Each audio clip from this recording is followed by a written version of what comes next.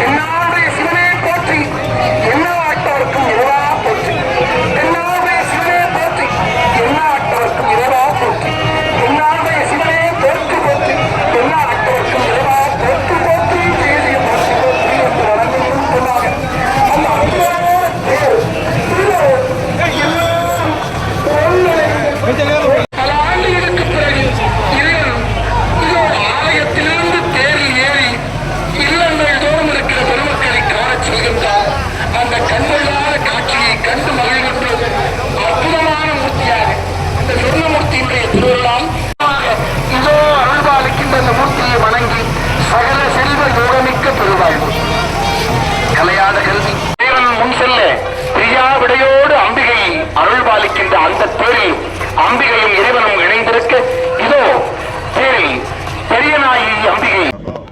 இதை போல 2006களில் சற்றப்போ 17 ஆண்டுகளுக்கு முன்னர் இந்த தேரோட்டம் நடந்து இடைப்பட்ட இந்த காலகட்டத்தில் தேரோட்டம் நடைபெறாமல் இருந்தது.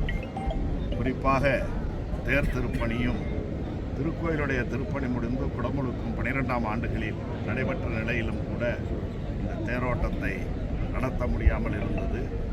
அதற்கு இருந்த தடைகள் எல்லாம் நீக்கப்பட்டு இப்பொழுது 2021 மாண்புமிகு முதலமைச்சர் தளபதி அவர்கள் பொறுப்பேற்ற பிறகு இந்த வரலாற்று சிறப்புமிக்க திருக்கோயிலுடைய தேரோட்ட நிகழ்ச்சியை நடத்த வேண்டும் என்று விரும்பினார்கள்.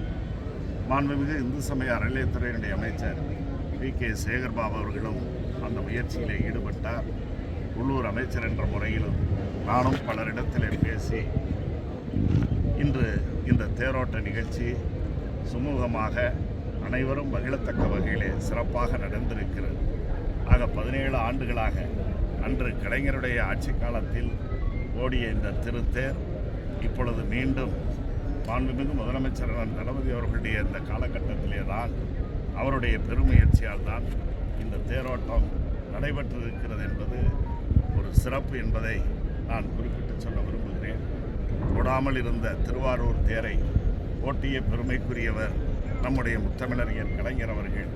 அதை போல 17 ஆண்டுகள் ஓடாமல் இருந்த கண்டதேவி சொர்ணமூர்த்தீஸ்வரர் பெரியநாயகம்மன் திருக்கோயிலுடைய தேரும் 17 ஆண்டுகளுக்கு பிறகு கலைஞருடைய காலத்தில் ஓட்டியதைப் போல இப்பொழுதும் ஓட்டிய பெருமைக்குரியவர் நம்முடைய மாண்புமிகு முதலமைச்சர் அண்ணன் தளபதி அவர்கள் என்பதை நான் இங்கே நினைவுபடுத்தி அத்தகைய அனைவரும் மகிழத்தக்க ஒரு நல்ல நிகழ்வு இன்றைக்கு இங்கே தேவகோட்டை அருகிலே இருக்கக்கூடிய கண்டதேவியிலே நடைபெற்றிருக்கிறது என்றால் இது பலருடைய முயற்சி. குறிப்பாக மாவட்ட நிர்வாகம், அதனுடைய வருவாய் அலுவலர்கள், காவல்துறையின் மாவட்ட காவல் கண்காணிப்பாளர் உள்ளிட்ட அனைத்து உயர் அதிகாரிகளும் தொடர்ந்து பல நாட்களாக பேசி இப்பொழுது ஏறத்தாழ அனைவரும் மகிழத்தக்க வகையில் யார் மனமும் கோணாத அளவிற்கு இந்த சொர்ணமூர்த்தீஸ்வரர் பெரியநாயகம்மன் திருக்கோயிலுடைய தேரோட்ட நிகழ்ச்சி நடந்திருக்கிறது.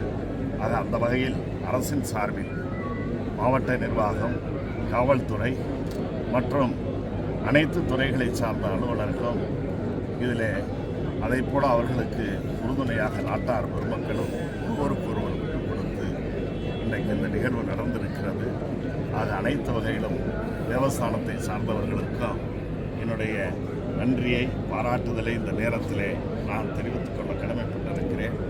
சட்டமன்றம் நடைபெறுகின்ற இந்த காலகட்டத்தில் கூட மாண்புமிகு முதலமைச்சர் அவர்கள் நேற்றைய தினம் இந்த தேரோட்ட நிகழ்ச்சியில் கலந்து கொள்ள வேண்டும் என்று எனக்கு பணித்திருக்கிறார்கள். ஆக எந்த அளவிற்கு மாண்புமிகு முதலமைச்சர் அவர்கள் இந்த தேரோட்ட நிகழ்ச்சி என்பது தொடர்ந்து ஒவ்வொரு ஆண்டும் நடைபெற்றதாக வரலாறுகள் இல்லை.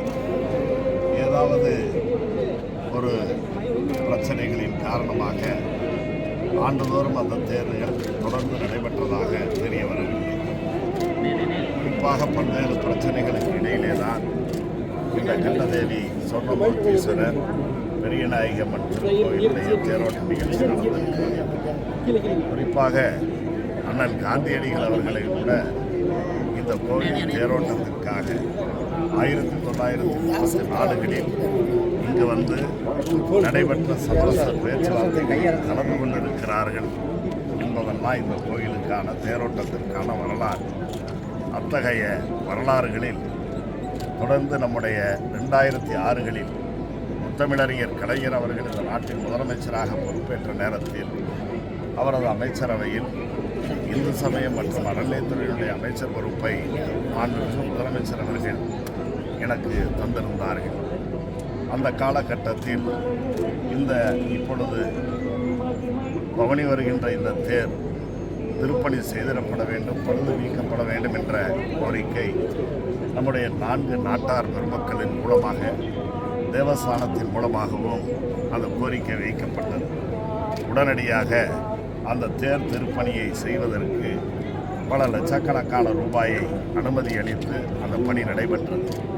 அதே நேரத்தில் இந்த திருக்கோயிலுடைய திருப்பணியையும் செய்திட வேண்டும் என்று நாட்டார் பெருமக்கள் விரும்பினார்கள்.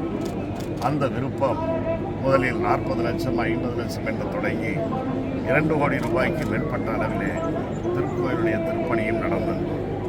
ஆக 2006 தொடங்கி 11ஆம் ஆண்டு முத்தமிழறிஞர் கலைஞர் அவர்களுடைய ஆட்சி காலம் நிறைவேறுகின்ற காலகட்டம் வரை இது தேர் திருப்பணியும் கோவிலுடைய திருப்பணியும் நடைபெற்ற காரணத்தால் அந்த தேரோட்டம் நடைபெறவில்லை. 2006 நான் பொறுப்பேற்ற இந்து சமய அறநிலையத்துறையினுடைய அமைச்சராக இருந்த நேரத்தில் இந்த தேரோட்டம் இந்த ஆண்டு இப்பொழுது எப்படி விமர்சையாக சிறப்பாக நாட்டார் பெருமக்கள் அதைப் போல தேவஸ்தானம் நம்முடைய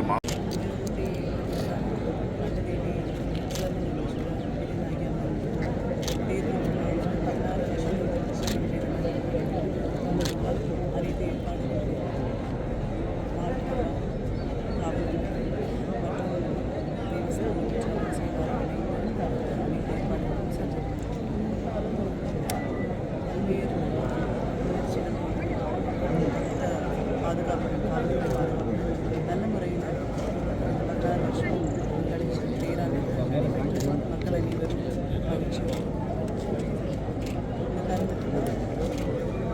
தேர்தலாக இரவு பகலாக வேலை பார்த்த அதே போல அனைவருக்கும் நன்றி பாராட்டு. சிவகங்கை மாவட்டம் கண்டதேவி திருவிழா தேரோட்டம் நல்ல விதமாக நடந்துச்சு. அதுக்கு கவர்மெண்ட் ஒரு தலைவர் முதல் அமைச்சர் மு.க. ஸ்டாலின் நன்றி தெரிவித்துக் கொள்கிறேன். 2006 அப்புறம் 17 ஆண்டுகள் கழித்து இந்த திருத்தேர் பவனி வருகிறது. இந்த திருத்தேர் பவனி வருவதற்கு எல்லாம் உள்ள சொர்ணமூர்த்தியுடைய திருவருளால் இந்த திருத்தேர் பவனியானது மிகவும் சீரும் சிறப்பாக நடந்தது. எல்லாருக்கும் இதனால் மிகுந்த நன்மையும் மகிழ்ச்சியும் உண்டாகி இருக்கிறது. எல்லா விதமான உதவிகளையும் செய்த தமிழக முதலமைச்சர் அவர்களுக்கு மனமார்ந்த நன்றியை தெரிவித்துள்ளார். தேரை ஓட்டி தந்த முதலமைச்சருக்கு எங்களுக்கு ரொம்ப நன்றி சொல்ல கடமைப்பட்டிருக்கோம். போலீஸ் அதிகாரிகளுக்கும் எல்லாருக்கும் ரொம்ப நன்றி. இந்த தேர் ஓட்டுனது எங்களுக்கெல்லாம் ரொம்ப மகிழ்ச்சி.